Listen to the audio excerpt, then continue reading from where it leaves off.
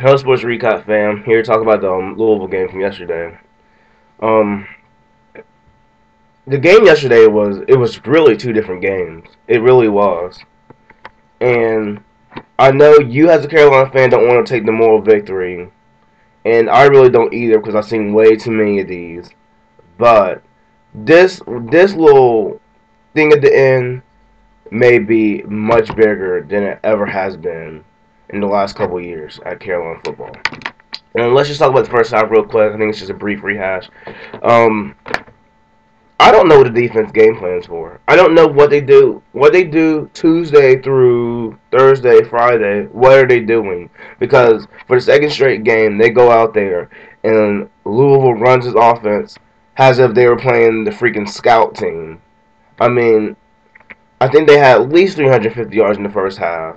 36 points given up. It was ridiculous. It was ridiculous. We looked like deer in headlights. Now, and the funny part is, just like the Wake Forest game, even if we did have a first and second down where we played pretty well defensively, we would give up a third down conversion pretty easily, which is very deflating. And then the offense didn't help things because the offense went out there and shot itself in the foot. There were penalties, false starts, and holding all over the place. And when it wasn't that, it was problems at the center quarterback exchange. There was in the first half alone, there was a play where the center snapped into the ground, and Brenner had to take that for a loss. And then there was another play where the center snapped the ball way over the quarterback's head, and we took that for a 24-yard loss. I didn't know what we could do after that. That was ridiculous. If one thing for a new scheme that I expect to be on point at this point in the season is the center quarterback exchange, and that was very problematic in the first half. Louisville we went to the locker rooms at half with the score being 36-7 in favor of the Cardinals. In the second half, we did elect to receive in the first, so Louisville got the ball in the second, and they were starting to move down the field just like they did in the first. Like they were passing, they were getting their passes when they wanted, they were running when they wanted, and then our defense made a key stop. I think in the red zone. It was like a fourth and short. I think probably 14 inches, fourth and one, something like that. Anyway, Louisville's like, we're going to go for it because it's fourth and short. They've got their running yards all the way up to that point. So why would they not get their running yards now? Our defense was all over it. That may not have been the momentum that started, but that certainly gave the second half a feel to it, saying that we're not giving this game up without a fight. Offense gets going. I think the offense marched down the field after that stop and gets a touchdown from Eric Ebron's nice catch in the end zone. The defense, like the halftime adjustments they made, granted, I think Louisville did scub at the play, but they were just trying to run the clock out. But Louisville was getting their running yards all over the place. They had 171 rushing yards in the first half. So you would have thought that if Louisville just lined up and ran all day long, they would still be getting their yards. No, Carolina's defense was all over it and forced Bridgewater and company to have to punt that ball off several times in the second half. Defense only gave up 3 points. Now, they seem to be a big 3 points, but we just don't know. The comeback wasn't possible. The offense looked great, but the comeback wasn't possible without what Fedora promised: game-changing plays on special teams. And that's what we got. When the offense scored 2 more touchdowns in the second half, and Louisville had a field goal. So it's 21-39. And after the kickoff, I think Louisville's kickoff returner like fumbled the freaking kick, and he had to get the ball like the 5 or something. It was deep in Louisville territory.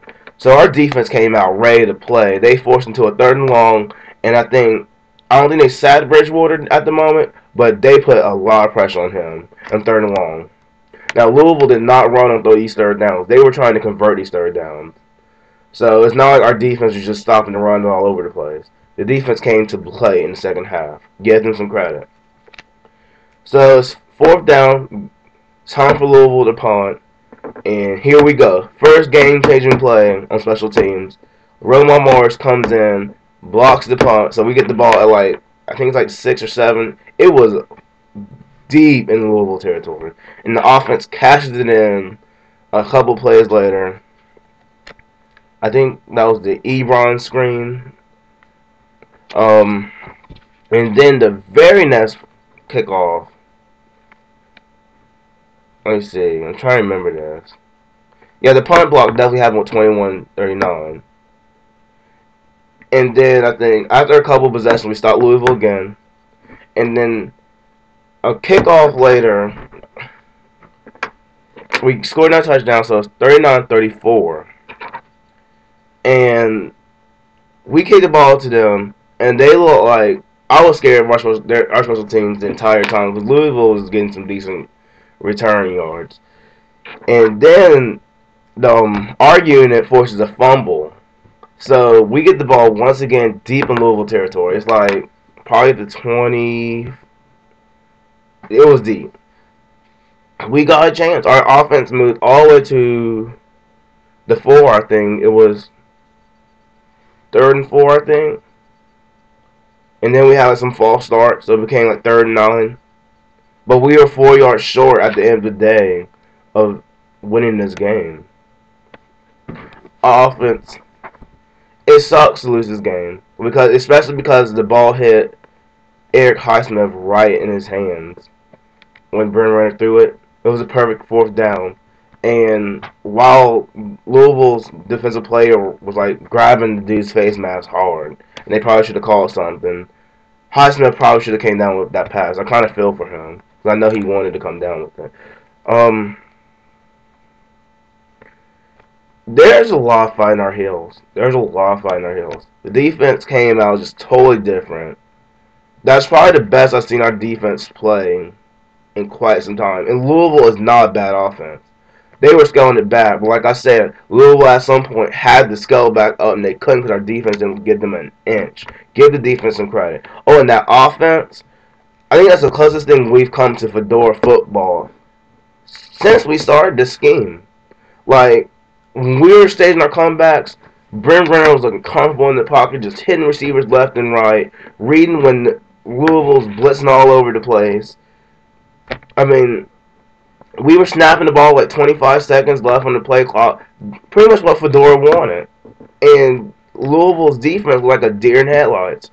So we were getting a whole lot closer to what Fedora wants. And if the second half is any indication, our teams finally started to get it right. Finally. Oh, and the game-changing plays on special teams. It was good. I'm glad that we're coming back to Keenan Stadium for these next 3 weeks. We've been roughed up these past 2 weeks. We've taken 2 losses. Our team fought in both of them. And now we get an ECU team that our players will already be hyped up for because they always get hyped up for ECU. Next week is the Idaho game. And I don't think Idaho has the horses to keep up with us. And the week after that is a Virginia Tech team that cannot score a darn thing on offense. I was saying that from week 1. So when they lost the Pitt by 18 points, you're like, wow. Even the defense fell apart, and the offense is not going to do anything for you. The offense is already looking a mess with your good defense. Your defense falls apart, you're going to get blown out.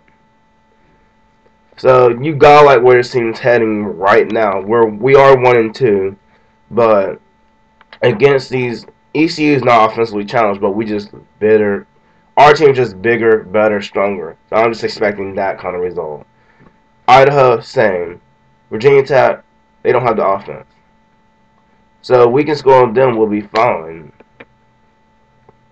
And I think you gotta love the way this team's heading. At the end of the day, the Louisville game was the 3rd game under Fedora in our brand new schemes, and we look darn good against great competition in Louisville. Louisville is a top 20 team, and they certainly played like it, especially in that first half. So hopefully this team comes out and play.